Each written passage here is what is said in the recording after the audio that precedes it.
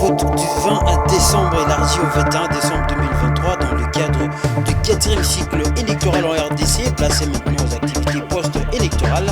Les missions d'observation électorale ont entamé ce vendredi la publication de leur rapport préliminaire. Vous aurez les détails dans ce journal. Et puis à l'international, l'Angola et l'Organisation de pays pro-exportateurs de pétrole OPEP, le divorce est désormais consommé. La pomme des discordes et la décision du quota dans la production de l'or noir prise par l'organisation.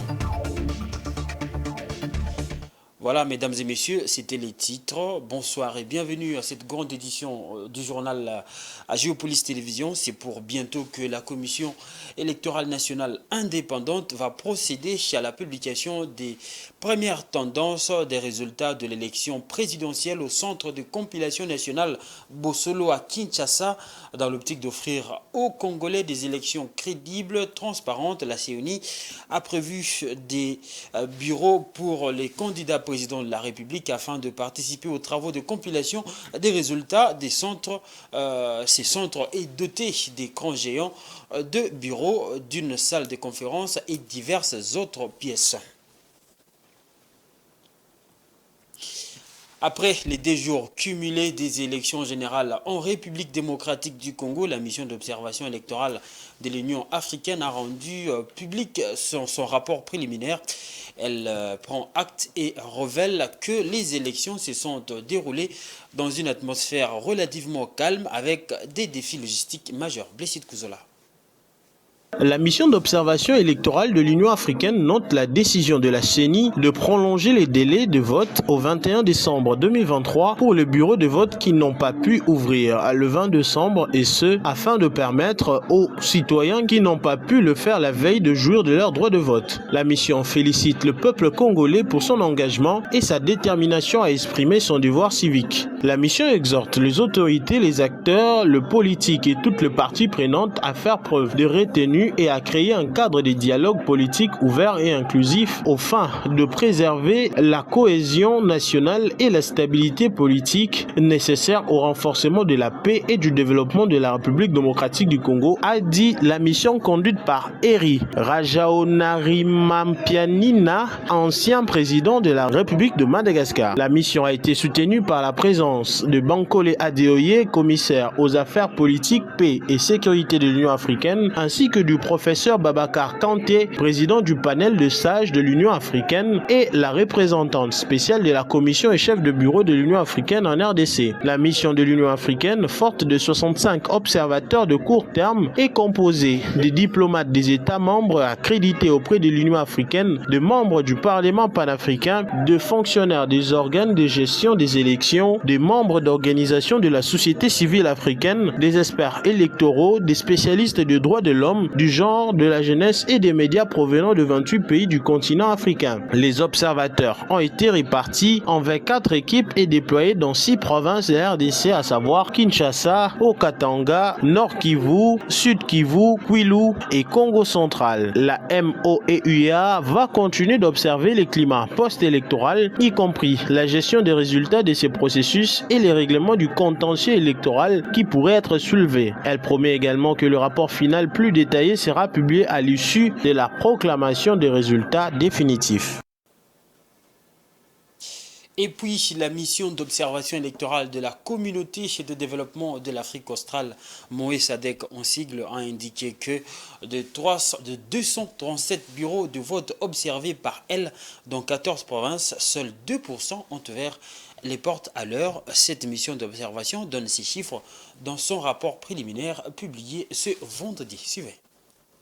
La mission d'observation électorale de la SADC a fait savoir dans son rapport préliminaire que l'environnement dans les bureaux de vote était calme et paisible et que les observateurs de la SADC ont eu accès aux bureaux de vote. Le constat fait par cette mission est que ce retard d'ouverture des bureaux de vote est consécutif principalement au retard des livraisons du matériel de vote, de l'indisponibilité des présidents de séance et du retard dans la mise en place des bureaux de vote, dit-on dans ce rapport. Dans ces 237 bureaux observés par les membres de la mission de la région d'Afrique Afrique australe, la liste électorale n'a pas été affichée à l'extérieur du bureau de vote observé avant le jour du scrutin, bien que c'était le cas le jour du vote. Toutefois, ces observateurs ont indiqué que le vote s'est déroulé sans problème malgré les soucis liés à la publication de la liste électorale. L'opération de vote par chaque électeur a pris de 3 à 5 minutes et que dans 13% des bureaux, les isoloirs n'ont pas garanti le secret des votes, note la mission de la SADC. Les 14 provinces où les 52 de 72 observateurs de la mission d'observation électorale de la communauté de développement de l'Afrique australe étaient déployés sont Kinshasa, Équateur, Okatonga, Kasaï oriental, Kasaï occidental, Congo central, Lualaba, Kwilu, Maniema, Nord Kivu, Sud Kivu, Sud Ubangi, Tanganyika et Chopo. Les 10 observateurs proviennent des 6 États membres de la SADC, à savoir les républiques de l'Angola, de la Namibie, de l'Afrique du Sud, de la Zambie, de Zimbabwe et de la République unie de la Tanzanie. Plusieurs missions d'observation électorale nationale et internationale ont déjà rendu public leur rapport préliminaire, la tendance générale qui se dégage et que le vote s'est bien déroulé dans le cadre des élections du 20 prolongées au 21 décembre 2023. Et puis en marge de ces élections, les réactions ne cessent de tomber. Après le vote du 20 décembre pour les élections de 2023, Henri Christin Longenja, membre de la société civile, évoque le dysfonctionnement total et le désordre logistique. Il a demandé à la CENI d'organiser un cadre de concertation avec les parties prenantes.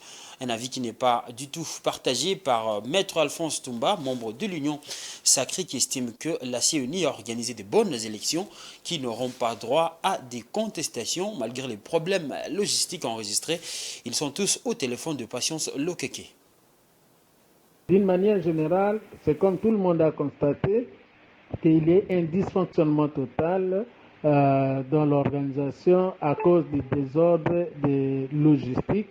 La CENI n'était pas prête du point de vue logistique et que ça nous a conduit à un débâcle électoral.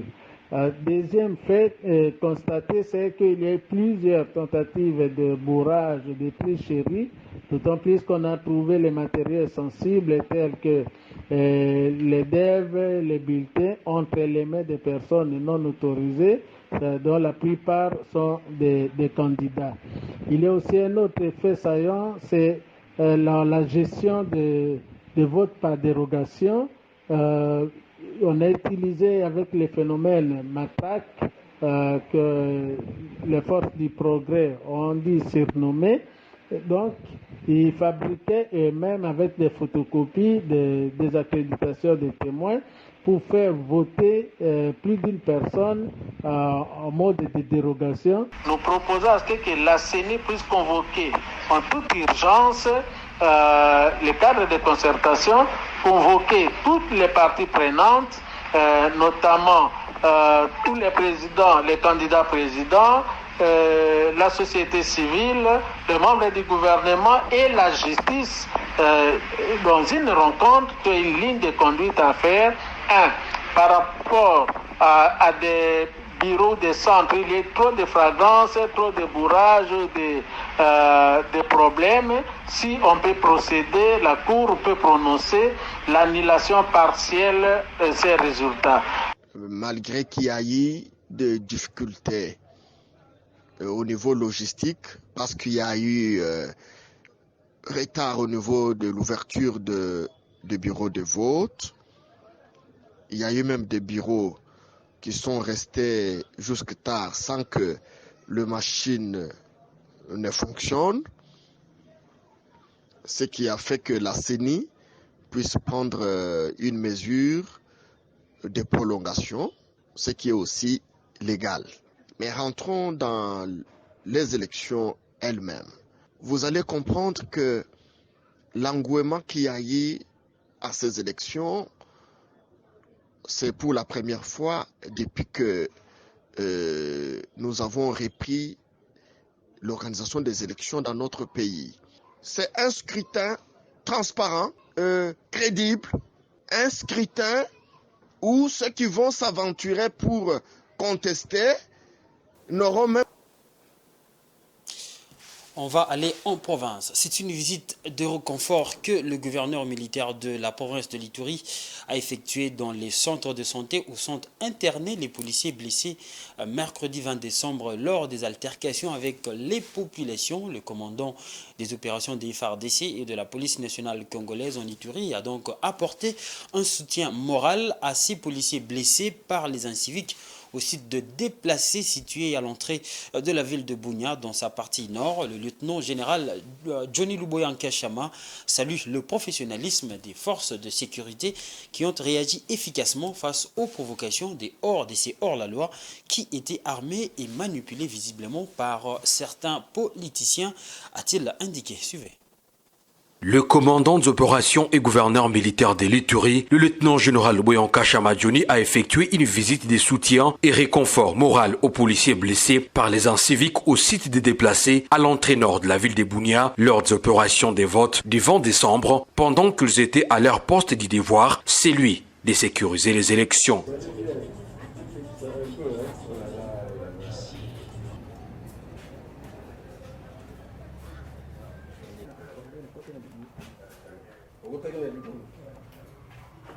Alité à l'hôpital provincial de la PNC Ituri, ces vaillants policiers ont été encouragés et félicités pour avoir respecté les règles d'engagement devant ces jeunes manipulés et drogués.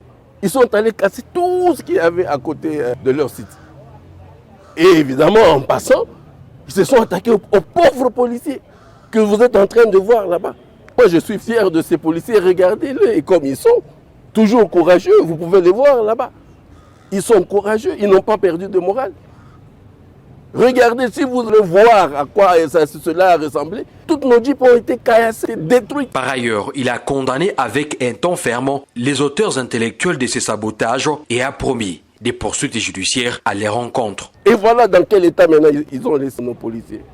Il faut punir ces gens-là. Je lance un message. Et c'est lui qui va continuer encore sur ce chemin-là. Que ces gens-là arrêtent vraiment. Après la visite aux policiers, le gouverneur Luboya a également réconforté la famille de la victime tombée lors des altercations au site et a promis une assistance financière ce vendredi 22 décembre 2023. C'est là avant de présider la cérémonie de remise des 15 motos, dont 9 à la police nationale congolaise et 6 à la protection civile. Ces engins sont dotés à ces structures pour appuyer les processus électoraux qui s'est déroulé dans un calme total sur toute la province, dans la mesure où les acquis de l'état des sièges ont été préservés avant, pendant et après les élections, état final recherché par le lieutenant général Luboyanka Chamadjoni. Et en sport, c'est dans quelques jours près que débutera la 34e édition de la Coupe d'Afrique des Nations Côte d'Ivoire 2023, dans laquelle participera également la République démocratique du Congo avec près de 1,5 milliard de dollars investis. Tout est prêt pour accueillir la grande messe du football continental, annoncent les organisateurs et la CAF. Blessé Kouzola pour les amples détails. Plus que 2 semaines nous séparent de la Coupe d'Afrique des Nations Côte d'Ivoire 2023 qui ira du 13 janvier au 11 février 2024. Le secrétaire général de la Confédération africaine de football, Véron Mosengo Oumba, a fait ce mercredi 20 décembre 2023 le point définitif de préparatif de cette CAN. Véron Mosengo a assuré que tout est fin prêt pour que la 34e Coupe d'Afrique des Nations démarre. Les 20%, ce n'est pas des ventes de billets, c'est les bénéfices que si à la fin de la compétition, après avoir payé les prize money aux équipes, payé des autres dépenses qui incombent à la CAF, le reste, si c'est $10, les $10 là, 20% sera à la Fédération ivoirienne de football pour soutenir le développement du football ici.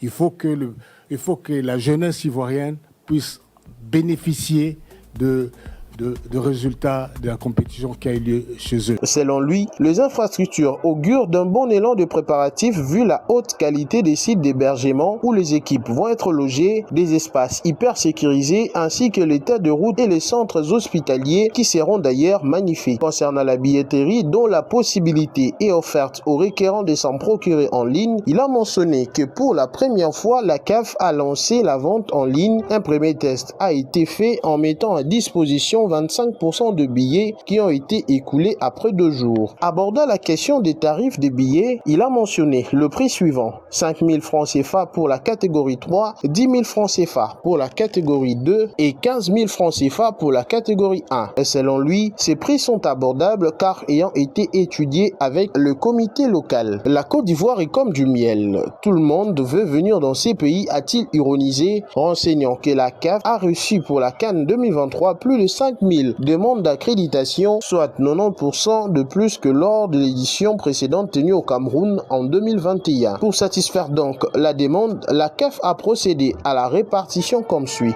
pays hôtes 30%, pays participants 35%, pays régionaux ou voisins 10% et reste du monde 25%, a souligné le secrétaire général de la CAF. L'arrivée des équipes participantes débute à partir du 4 janvier 2024. Les sélectionneurs des équipes participantes ont transmis à la CAF une première liste de 55 joueurs à la date du 14 décembre 2023. Ils sont donc autorisés à présenter 27 joueurs et d'en retenir 23 à la date du 3 janvier 2024. Avec près d'1,5 milliard de dollars d'investissement au total, la CAN aura également permis d'accélérer certains projets d'infrastructure. La côtière, route de 350 km qui relie la capitale économique au grand port de San Pedro, a été entièrement refaite, divisant par 2 le temps de trajet entre les 2 villes, et une autre autoroute a été prolongée pour relier Abidjan à Yamoussoukro puis Bouaké, 2 villes hautes. Plusieurs cités CAN pour accueillir les équipes sont également sorties des terres. La 34e Coupe d'Afrique des Nations sera retransmise dans plus de 150 pays à travers la planète.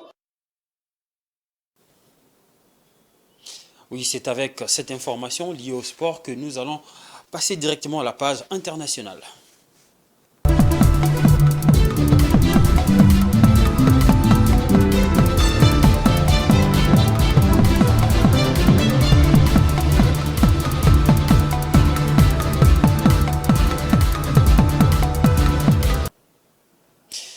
Entre l'Angola et le PEP, c'est terminé. Luanda a annoncé jeudi son départ de l'Organisation des pays exportateurs de pétrole. La principale pomme de discorde est le quota de production décidé par l'organisation, selon le président angolais João Lourenço, qui a pris cette décision lors d'un conseil des ministres. À l'heure actuelle, l'Angola ne gagne rien à rester dans l'organisation et pour défendre les intérêts, il a décidé de la quitter, une décision qui a très vite pris la forme d'un décret-loi signé par le président de la République de l'Angola. Suivez nos amis d'Africa News.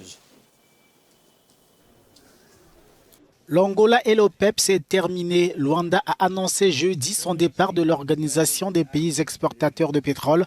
Principale pomme de discorde, les quotas de production. Le gouvernement angolais redoute une réduction de sa production pétrolière en raison de cette disposition et va désormais se concentrer davantage sur ses propres objectifs. Luanda veut produire plus d'1 million de barils de pétrole par jour. Dans cette optique, le pays va mettre sur le marché au moins 50 blocs pétroliers. Fin novembre, l'Angola et le Nigeria s'étaient montrés mécontents de leurs quotas lors de la dernière réunion ministérielle de l'Alliance.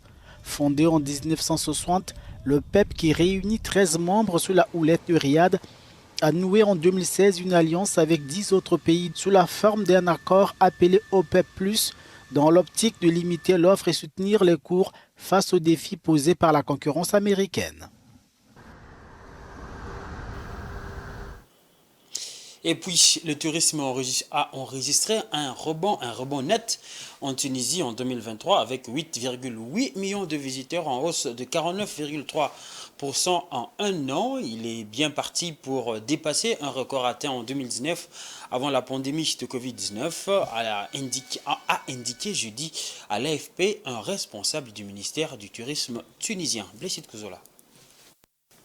Notre objectif était de récupérer 80% de flux touristiques enregistrés en 2019, année record, qui sort des références sur la dernière décennie, a déclaré à l'AFP Aymen Ramani, directeur des études et de la coopération à l'Office national du tourisme tunisien. Au 10 décembre 2023, la Tunisie a dépassé cet objectif, a-t-il souligné, avec 8,8 millions de visiteurs contre 8,7 millions sur la même période de 2019. Si nous gardons la même tendance d'ici la fin de 2023, nous atteindrons 9,6 milliards de visiteurs, a souligné Ramani. Au 10 décembre 2023, les recettes se sont établies à 6,7 milliards de dinars, environ 2 milliards d'euros. C'est un chiffre exceptionnel, a dit Aymen Ramani, jugeant possible de revenus de 6,9 milliards de dinars fin 2023. En tête des visiteurs, on trouve les Algériens, 2,7 millions, suivis des Libyens, 2,1 millions, puis des Français avec 974 000 touristes selon Aymen Ramani. Le secteur était déjà en reprise en 2022 quand la Tunisie avait récupéré 68% du flux touristique de 2019. Selon la Banque mondiale, le rebond a permis à la Tunisie, endettée à 80% de son PIB, de rééquilibrer partiellement son déficit de compte courant grâce à l'entrée accrue des devises étrangères dans un contexte de croissance très faible. Principale cause avancée pour les ralentissements économiques, la sécheresse qui touche la Tunisie depuis le début de l'année a réduit la production de l'important secteur agricole tunisien et la guerre en Ukraine a renchéri ses importations de céréales et d'énergie dont elle est fortement dépendante. Sur la dernière décennie, le tourisme qui pèse pour 9% du PIB a subi le contre-coup de la révolution qui a renversé le président Ben Ali en 2011, puis d'attentats djihadistes ayant tué près de 60 touristes en 2015 au musée de Bardo à Tunis et dans la station balnéaire de Sousse au centre-est.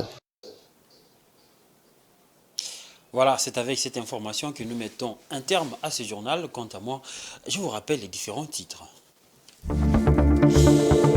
Après le vote du 20 élargi au 21 décembre 2023, dans le cadre du 4e cycle électoral en RDC, place est maintenant faite aux activités post-électorales. Les missions d'observation électorale ont entamé ce vendredi la publication de leur rapport préliminaire. Vous avez suivi dans le journal. Entre l'Angola et l'Organisation des pays exportateurs de pétrole OPEP, le divorce est désormais consommé. La bombe des discordes et la décision du quota dans la production de l'or noir prise par l'organisation. C'est la fin totale de ce journal. Merci à vous, chers téléspectateurs, de l'avoir suivi et restez branchés sur le programme de Géopolis Télévision.